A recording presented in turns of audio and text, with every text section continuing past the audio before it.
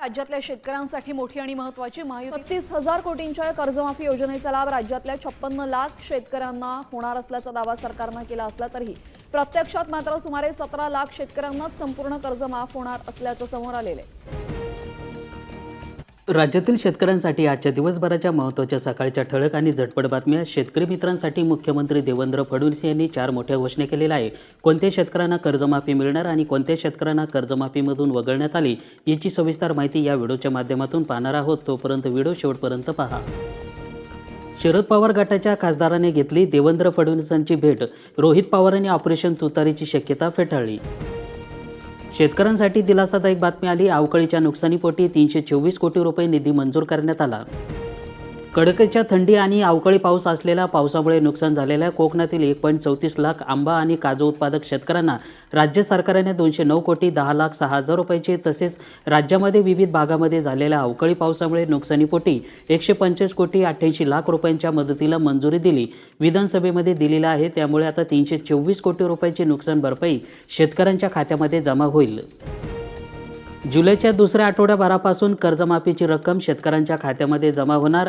आधार प्रमाणीकरण नंतरच शेतकऱ्यांना याचा लाभ मिळणार। राज्य शासनाची अंतिम तयारी झाली आता पूर्ण। राज्य शासनाच्या महत्त्वाकांक्षी शेतकरी कर्जमाफी योजनेतून प्रत्यक्ष अंमलबजावणी आता अंतिम टप्प्यात पोहोचलेली असून जुलैच्या दुसऱ्या आठवड्याभरापासून पात्र शेतकऱ्यांच्या कर्ज खात्यामध्ये थेट कर्जमाफीची रक्कम जमा करायला सुरुवात झालेली आहे। यामुळे शेतकऱ्यांना मोठा दिलासा मिळणार। बुलढाणा जिल्ह्यातील नुकसानग्रस्त शेतकऱ्यांना 10.99 कोटी रुपये मंजूर करण्यात आले। यावर्षी मार्च महिन्यामध्ये झालेल्या अवकाळी पावसामुळे शेती पिकांचं नुकसान झालेले होते। 15 जुलैपासून राज्यभर नियुक्ती सहाय्यकाकडून ई पीक पाहणी तांत्रिक अडचणी दूर होऊन 7/12 उतार्यावरील नोंदणी सुलभ होणार। कर्जमाफीसाठी आधार आणि ॲग्रीस्टॉक ID अनिवार्य करण्यात आले। बँका व सेवा सहकारी संस्थांकडे माहिती देण्यात आली। लाडकी बहीण योजनेच्या पैशाबाबत सरकारचा मोठा झटका। या महिलांवर होणार आता थेट कारवाई सुरू। कांदा उत्पादक शेतकऱ्यांना दिलासा मिळणार। सरकारी खरेदी खरेदीमध्ये 13% वाढ। प्रति क्विंटल 2125 रुपयाचा दर निश्चित। शेतकरी कर्जमाफीची रक्कम शेतकऱ्यांच्या खात्यामध्ये जमा होते की नाही याकडे सर्वांच्या नजरा। राम मंदिराचा पैसा खासदार फोडण्यासाठी उद्धव ठाकरेंचा भाजपावर आरोप। सुधारित प्रधानमंत्री पीक विमा योजना लागू करा। कृषी मंत्री भरणे 31 जुलैपूर्वी नोंदणीचं आव्हान तर शासन निर्णय जारी करण्यात आली। शेतकरी कर्जमाफीचा मार्ग अखेर मोकळा झाला। अहिल्यादेवी होळकर कर्जमुक्ती योजनेची नियमावली जाहीर करण्यात आली। यादीतून कोणाचे नाव वगळण्यात जाणार। 2 लाख रुपये परतीची थकीत रक्कम माफ होणार आहे। यासाठी प्रशासनाकडून थकबाकीदार शेतकऱ्यांची माहिती मागवण्यात शासनाने घेतलेली आहे। प्रशासनाकडून सरसकट सर्वांची शेतकऱ्यांची माहिती पाठवण्यात आलेली आहे। परंतु आता शासनाने कर्जमाफी देण्यासाठी काही अटी घातलेल्या आहे।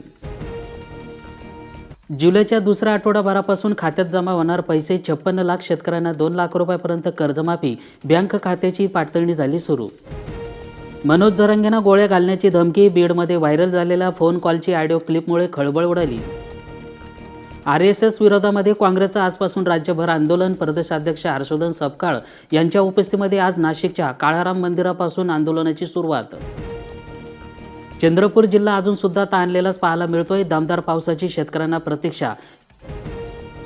बनावट सही कागदपत्रांच्या आधारे कोट्यावधींची 12 एकर जमीन हडपली। पैठण तालुक्यातील विवा मांडवा येथील घटना। सिटी चौक पोलीस ठाण्यामध्ये गुन्हा दाखल। शेतकऱ्यांची कटकट मिटली। आता सहाय्यकच करणार शेतकऱ्यांची ई पीक पाहणी। प्रक्रिया होणार अधिक सुलभ। नोंदणी पूर्ण करतात थेट शेतकऱ्यांच्या मोबाईलवर संदेश सुद्धा येणार। कर्जमाफीसाठी 2019च्या शेतकऱ्यांचाच विचार होणार आहे। शासन सकारात्मक असल्याची सहकार मंत्री बाबासाहेब पाटील यांची मोठी घोषणा। सुधारित पीक विमा योजनेमध्ये डिजिटल पीक नोंदणी बंधनकारक करण्यात आली। राज्य शासनाकडून खरीप हंगाम 2026 साठी सुधारित प्रधानमंत्री पीक विमा योजना लागू करण्यात आली। खरीपातील 14 पिकांसाठी सुधारित प्रधानमंत्री पीक विमा योजना लागू करा। 31 जुलैपर्यंत अर्जाची मुदत। ॲग्रीस्टॉक फार्मर ID आणि डिजिटल क्रॉप सर्व्हे नोंदणी बंधनकारक करण्यात आली। खतांच्या वाढत्या किमतीमुळे शेतकऱ्यांमध्ये नाराजी। रिमझिम पावसामुळे शेतकऱ्यांची पिके बहरली। पेपर फुटी प्रकरणामध्ये संतप्त तरुणाचा यालगार। दोषीवर कठोर कारवाई करा। कन्नड तालुक्यातील खरीपाची 54% पेरणी पूर्ण झाली। कापूस लागवड घटली तर तूर पिकाकडे शेतकऱ्यांचा वाढला कल।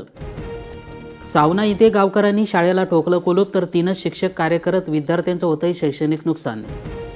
सलग 3 दिवसामध्ये पावसाचं 40 तालुका चिंब झाला. शेतकऱ्यांना अखेर दिलासा. पेरणीच्या कामांना वेग आला. पिकांना समजुनी मिळाली. शेतकऱ्यांना मोठा दिलासा मिळतोय. गावरान कांद्याला प्रति क्विंटल 2,900 रुपये प्रति क्विंटलचा बाजारभाव. उच्च प्रतीच्या कांद्याला 3,100 रुपयापर्यंत दर मिळतो. कांद्याचे भाव वाढल्यामुळे शेतकऱ्यांमधून समाधानाचं वातावरण. शिवसेना संपवण्याची सुपारी राऊतांना घेतली. मंठा येथील शिवसेना संवाद बैठकीमध्ये खासदार संजय जाधव यांचा संजय राऊतांवर आरोप. राज्यामध्ये पुन्हा एकदा भूकंप येण्याची शक्यता आहे. 24 आमदार शिंदे सेनेच्या संपर्कामध्ये.